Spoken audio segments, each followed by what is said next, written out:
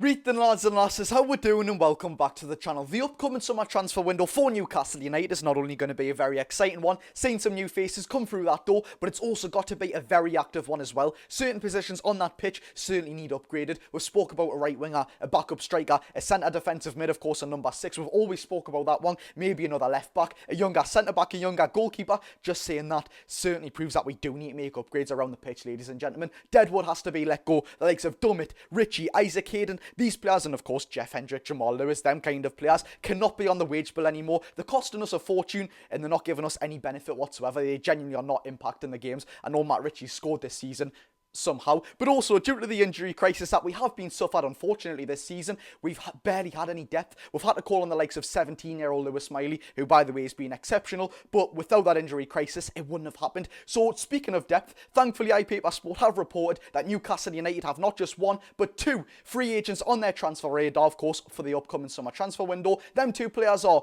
Bournemouth's Lloyd and Fulham's Tosin Adarabioyo. Watch him sign for one now, and I've absolutely butchered that last name, I'm telling you now, ladies and gentlemen. But not just that, iPaper Sport have also reported that Newcastle United have scouted PSV's Veerman. He's having an unbelievable season over in the Netherlands. We'll speak upon every single player there, of course, all three, and also, by the way, that Veerman situation. I'm not getting excited because it could hint to a possible Bruno leave. So without further ado, ladies and gentlemen, not that we want to speak about it, but it looks like we will. So without further ado, let's get into the video.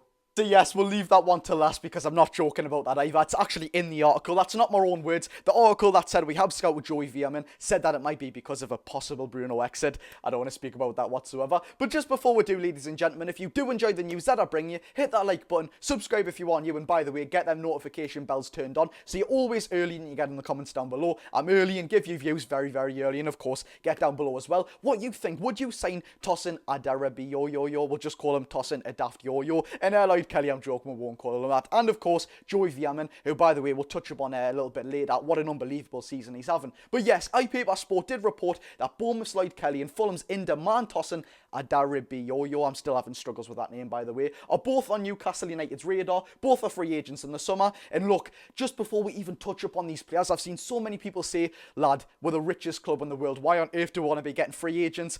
Let's just take a second to look back, ladies and gentlemen. This would be fantastic business. We have had to call Newcastle United, the richest club in the world, have had to call upon Matt Ritchie and Paul Dummett this season. Matt Ritchie and Paul Dummett, and I'm not even joking by the way, the likes of, I think his name's Amadou Diallo. He's on the bench for nearly every single Premier League game now, of course, due to the injury crisis that we've had. He's getting released from the academy. Players who are getting released from the academy are now making our bench. That's how bad our situation is. So these two lads, as free agents, and of course, they are basically Premier League starters for their respective team, Lloyd Kelly and Bournemouth. Tosin Adarabioyo, I'm just going to say Tosin from now on. From Fulham, of course, do start for their teams. They wouldn't be bad backup whatsoever. But we'll take a look into the depth of both players, how they've done this season, a little bit about themselves. So on to Lloyd Kelly first, of course. Lloyd Kelly from Bournemouth is a left-footed centre-back, and of course, due to his fantastic versatility, he can also play left-back, and he worked 1 year, or as we normally say in football terms, 1 season under Eddie Howe. That might be the sort of major key to getting this deal done. But not just that, ladies and gentlemen. He's 25 years old, 19 appearances for Bournemouth this season in all competitions, 17 in the Premier League. Now, the reason I think this is a bit weird, right? Look, I take him every single day of the week. No, he's not going to drastically change the squad. No, he's not going to come in and take Sven Botman's place. But the thing is, with that versatility, being 25 years old, and of course his wages will get pushed up from what they are on Bournemouth now. I think he's on 35 or 25 grand a week. They will go up at Newcastle United because, of course, he's not costing us anything. The agent will say, well, if you're not spending any money, for example, £15 million on him, you've got to give him that in wages. He won't get that much in wages, obviously. But you know what I mean. They will get bolstered up with being a free agent. But he's still certainly worth it. A centre-back and, of course, can play a left-back. We need that versatility just as squad depth. Like I said, he's not going to come in as a star player, but we really do need him there. And the thing is with Newcastle United, our left-back area is such a grey area, so to speak. We've got Lewis Hall, who, of course, it is very early days there. He's only made 2 starts against Everton and Fulham this season. Hasn't really been given that much of a chance. But against Everton at home, even though they were constantly charging at Lewis Hall, of course, they were targeting his aerial height. Every long ball was going on Lewis Hall. I thought he coped with it very, very well. He's very capable at left-back. He hasn't been given too many chances, but I really do like the look of him. It is early days. Dan Burn can play there. He's not the best there whatsoever. Honestly, you don't even have to have a good winger. You just have to have a pacey winger, and Dan Burn's turned inside out. It's unfortunate to say that, but it is. pardon me, thank God he's playing centre-back because he's been unbelievable there recently. We've got the likes of Tino, who when he has played left-back actually, although he's unbelievably superior at right-back, he's fantastic there, isn't he? Honestly, I love Tino, never meant on me. But at left-back, he's still very, very good, but of course he is preferred to right back. Kieran Trippier can play left back, but he's preferred to right back. Matthew Target can play there. That might be another lad who we actually look to offload in the summer. 100 grand a week, he's on, or 90, 100 grand a week, something like that. Absolutely absurd. He's not the worst player at all, but 100 grand a week, we were in a very desperate situation when we did sign him. So we don't actually have a full-on, quality-fulfilled, nailed-on left back. Lloyd Kelly isn't that man, but still the depth is there, and of course Matt Ritchie and Paul Dummer can play there as well. We're not going to really touch upon them. But look, Lloyd Kelly, 25 years old, can play left back and centre back, free agent. I'm taking that every day of the week, ladies and gentlemen. But on to, I'm not mentioning his last name, Tosin. That's all I'm saying. Tosin from Fulham. He's 26 years old, 23 appearances for Fulham this season, of course 18 in the Premier League, 9 starts. He's a right-footed centre back, and yet again, there's not too much to touch upon him. There's much more sort of information on Lloyd Kelly because we've been linked with him so much this season. But for Tosin Adarabioyo, I'm just giving it one last chance. He does look like a good centre-back. Of course, he played against us when we somehow won there 1-0 at Craven Cottage not so long ago in the Premier League. Somehow we won that game. Bruno carrying us yet again. But he wouldn't be bad to have there whatsoever. A graduate of the Manchester City Academy. You know, Mug, if you get that whatsoever, no academy football is completely different to Premier League football. You could be the best player in the academy and then go play for Barnet or, with all due respect, Gateshead, for example, if you know what I mean. It might never work out, but he is still a very good player, very tall, very well physical, and what I like about Tosin Adarabioyo, honestly, that's getting on my nerves saying that now. I don't know whether I say it or not, but his long balls is certainly a very big aspect in this game. It's a very big positive as well. Now, moving on to Newcastle United, apparently scouting Joey Veerman, who of course plays for PSV in the Dutch league. They are absolutely flying him in. I think they're like 9 points clear of the Eredivisie title.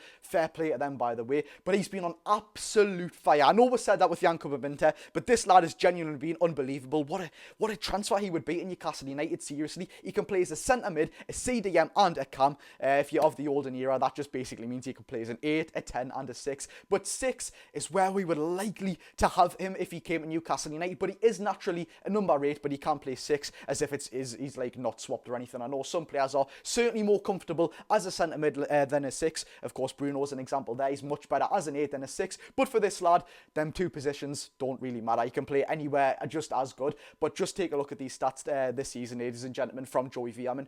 36 appearances, 6 goals, which for a CDM is not bad whatsoever, but wait for it, 14 assists. 14 assists from the midfield area. That's absolutely fantastic. He's even got a call up to his Dutch national team due to the form that he's been on. But now, it's not good whatsoever. Now, I know everything I've just said. 14 assists, 6 goals. Unbelievable. He's on fantastic form. We could go and get him. We've scouted him. Why on earth is that bad news? It's been reported that in the same article by iPaper Sport, and I don't want to say it whatsoever, but Newcastle United might see Joey Veerman as a potential replacement for Bruno G. Now, in my opinion, if we were to go and sign Joey Veerman, that would now be 8 fantastic. I say fantastic, that's maybe not for the rest of them, Sean Longstaff maybe this season, but 7 midfielders right now who are certainly capable of starting us for us in the Premier League. Bruno G, of course I'm going to mention Sandro Tonali. If we did sign Joey Veerman, Sandro Tonali would be available at that stage next season. So Bruno G, Joe Linton, Sandro Tonali, Joe Willock, Elliot Anderson, Lewis Miley and Sean Longstaff. And then if we get Joey Veerman again, he's going to be our 8th midfielder. So I don't think a player who's on red hot form would come to Newcastle United knowing he's not going to start and potentially is what the 5th choice midfielder there behind Joe Willock, Sandro Tonali, Joe Linton and Bruno G.